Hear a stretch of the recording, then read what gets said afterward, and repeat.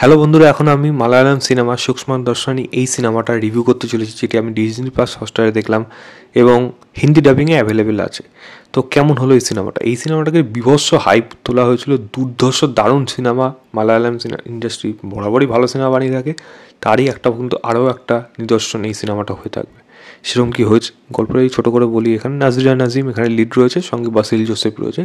নাজরিয়া যেই জায়গায় থাকে সে কাজ করতে চায় এবং সে একজন মাইক্রোবায়োলজিস্ট, এবং সেখানে সে তার হাজব্যান্ড এবং তার বাচ্চার সাথে থাকে, সঙ্গে তাদের কিছু পাড়ার মহিলারা যেরকম হয়ে থাকে। তো সেরকমই আর তাদের একটা হোয়াটসঅ্যাপ গ্রুপ রয়েছে, যেখানে তারা বিভিন্ন রকম পিএনপিসি করে, একে ওকে নিয়ে চর্চা করে, এবং নাজরিয়া প্রচণ্ড শার্প, অনেক কিছু নজর রাখে সে।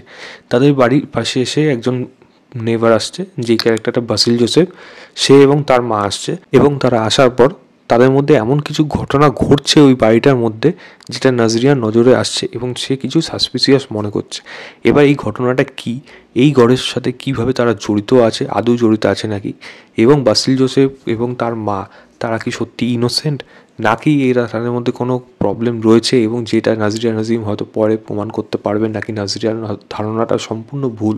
এখানে যে ঘটনাগুলো ঘটছে হয়তো সেগুলো সম্পূর্ণ কোনো মিথ্যে ঘটনা, বা সেগুলো তার মনের ভুল হতে পারে। এর থেকে বেশি জানতে হলে আপনাকে অবশ্যই হটস্টারে গিয়ে এই সিনেমাটা দেখতে হবে। 2 ঘন্টা 20 মিনিটের মতো ডিউরেশন এই সিনেমাটা। যদি বললেন কেমন হলো, ডেফিনেটলি এই সিনেমার মধ্যে বেশ কিছু ভালো জিনিসই হয়েছে, আবার কিন্তু খারাপ জিনিসও রয়েছে। প্রথম ভালো জিনিস কি, দেখুন, একটা ভালো গল্প তখনই হওয়া যায় যখন গল্পটার মধ্যে গল্প বলার ধরনটা বেশি ইম্পর্ট্যান্ট হয়। গল্পের স্টোরি লাইন কিন্তু খুবই সিম্পল, গল্পের টুইস্ট কিন্তু একেবারে লাস্টে, কিন্তু গল্প বলার ধরন, স্ক্রিন প্লের মধ্যে কিন্তু সেই জিনিসটাকে রাখা হয়েছে, টান টান উত্তেজনা কিন্তু রাখা হয়েছে, যেটা কিন্তু এই সিনেমাটাকে একটা ভালো মাত্রায় নিয়ে যেতে পারে। একটা সাধারণ গল্প, যে এরকম ধরনের গল্প প্রচুর দেখি আমি, কেন টাইটেলটা দিয়েছি গোয়েন্দা গিন্নি, কারণ সে ওরকমই টাইপের নিজেকে গোয়েন্দা মনে করে, এবং সে কেন এদের প্রতি এত ইনভলভ হয়ে গেল, কীভাবে এত জোর করে, আপনার মনে হবে এটা ফোর্সফুলি কেন করছে মেয়েটা, এরকম কেন ওদের প্রতি এত আগ্রহ। যখন আপনি দেখবেন তখন গিয়ে বুঝতে পারবেন এই ক্যারেক্টারটার প্রতি। তো স্ক্রিন প্লের মধ্যে কিন্তু এই ক্যারেক্টারগুলোকে যেরকমভাবে লেখা হয়েছে এবং গল্পটা যেরকমভাবে এগিয়ে গেছে, তাতে কিন্তু আপনি সিনেমার মধ্যে থরলি এনজয় করে থাকতে পারবেন। দ্বিতীয় বলবো এখানে পারফরমেন্স, নাজিরা নাজিমকে সে বেশ ভালো অভিনয় করেছে, এবং তার এই ক্যারেক্টারটা এবং তার যে ফ্রেন্ড সার্কেলটা, যে আরও দুজন মহিলা রয়েছে, তাদের ইকুয়েশন, তাদের ফ্রেন্ডশিপ, তাদের কথোপকথন, এগুলো কিন্তু আপনাকে বেশ মজা দেবে। তো নাজিরিয়ার সেখানে পারফরমেন্স ডেফিনেটলি ভালো ছিল। বাসিল জোসেফ কিন্তু আমার সবথেকে বেশি সারপ্রাইজ। বাসিল জোসেফকে আমার কিন্তু বেশ ভালো লেগেছে এই সিনেমার মধ্যে, এবং তার পারফরমেন্স আমার মনে হয় প্রত্যেকে আশা করি ভালো লাগবে এখানে।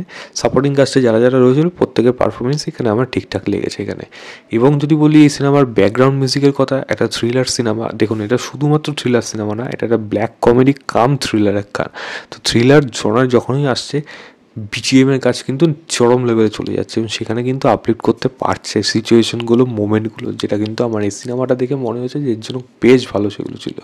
কমিক পোর্শন এবং থ্রিলার পোর্শন দুটোই কিন্তু ইকুয়ালি ব্যালেন্স, যার জন্য সিনেমাটা দেখতে কিন্তু আপনার মজাও লাগবে, আবার আপনার আর ভালোও লাগবে, জিনিসটা যে থ্রিল ব্যাপারটা আছে সেটাও এনজয় করতে পারবেন।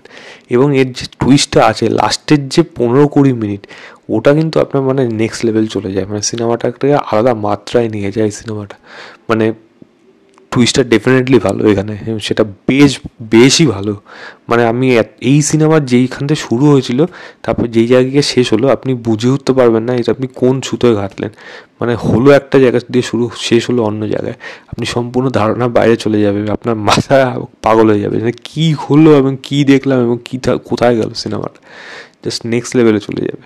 তবে সিনেমার মধ্যে কি খারাপ জিনিস নেই? ডেফিনেটলি রয়েছে। এই সিনেমাটা ফার্স্ট হাফটা অতটাও বেশি যে স্ট্রং না যে আপনার অ্যাটেনশনটা হোল্ড করে রাখতে পারবে। হ্যাঁ, ডেফিনেটলি এখানে মুভমেন্ট কিছু আছে স্ক্রিন প্লেটার, যেটা আপনাকে কিন্তু হোল্ড করে রাখে, কিন্তু আপনি যদি ইন টার্মস অফ রাইটিং ভাবেন, সেখানে দেখবেন আপনার কিন্তু এই ঘটনাগুলো খুবই সাধারণ ঘটনা, তো সেগুলো কেন আমি হোল্ড করে থাকবো।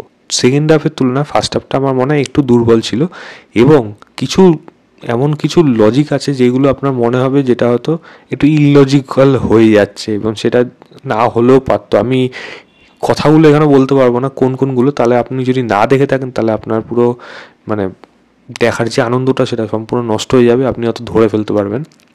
তো সেই জন্য আমি বলছি না, বাট কিছু জিনিস আপনার এখানে দেখে মনে হবে একটু ইললজিক্যাল হয়ে যাচ্ছে, যেটা আমার মনে হয় একটু খারাপ হয়ে গেছে এই সিনেমাটার জন্য। এই সিনেমাতে নায়িকা, তো মেন নায়িকাই হলো লিড এবং সেই মূল প্রোটাগনিস্ট। তো তার সাথে তার যে স্বামী ইকুয়েশন, সেটা যে খুব একটা ভালোভাবে এখানে এস্টাবলিশ হয়েছে তা কিন্তু না, খুব কম সময় দেওয়া রয়েছে। আমার মনে হয় সেটা দেওয়ার প্রয়োজন ছিল। তাদের মধ্যে যে এই যে দ্বন্দ্বটা আসছে, সেই দ্বন্দ্বটা আসার পর, দ্বন্দ্ব আসার আগে এবং দ্বন্দ্বটা মিটলো কিনা তারপরে যেই মোমেন্টগুলো দরকার ছিল সেটা মনে হয় খুবই কম সময়ের মধ্যে দেখিয়ে দিয়েছে। খুবই কম সময়ের মধ্যে আমার মনে হয় সেটা দেখানোর অনেক প্রয়োজন ছিল অ্যাটলিস্ট এরকম ধরনের গল্পে। এবং কিছু ঘটনা আছে যেগুলোকে আমি এখানে ভালো বলবো না খারাপ বলবো সেটা আমি আপনাদের উপর ছেড়ে দিচ্ছি। আমার কাছে ঘটনাগুলো ভালো হতে পারে, খারাপও হতে পারে।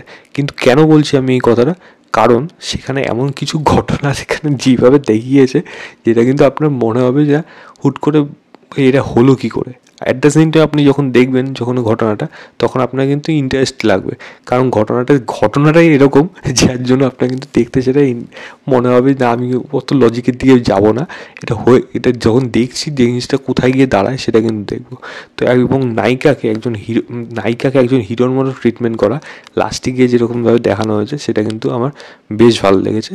ছোটোখাটো খামতি রয়েছে সিনেমাটার মধ্যে, সেগুলোকে বাদ দিলে এই সিনেমাটা কিন্তু একটা বেশ ভালোই সিনেমা। তবে যেরকম হাইপ তোলা হয়েছিল যে এটা হেভি সিনেমা, দুর্ধর্ষ সিনেমা, সেই সিনেমা এরকম কিন্তু একেবারেই না যে এটা দুর্ধর্ষ কিছু সিনেমা হয়ে গেছে মালায়ালাম সিনেমা যেরকম হয়ে থাকে সেরকম না। ডেফিনেটলি একটা বেশ ভালো সিনেমা, তবে দুর্ধর্ষ জিনিস সেটা আমি একবারই বলতে পারবো না। এই সিনেমাটাকে আমি 3.5 দেবো, আউট অফ 5 বলবো। হটস্টারে যান, গিয়ে দেখুন, দেখে জানাবেন আপনাদের কেমন লেগেছে। আমার কিন্তু বেশ ভালো লেগেছে। তো এই ছিল আমার ওভারঅল রিভিউ সূক্ষ্ম দর্শনী বলে সিনেমাটা। ভিডিওটা ভালো লাগলে লাইক, শেয়ার এবং চ্যানেলটাকে অবশ্যই সাবস্ক্রাইব করে দেবেন। বাই।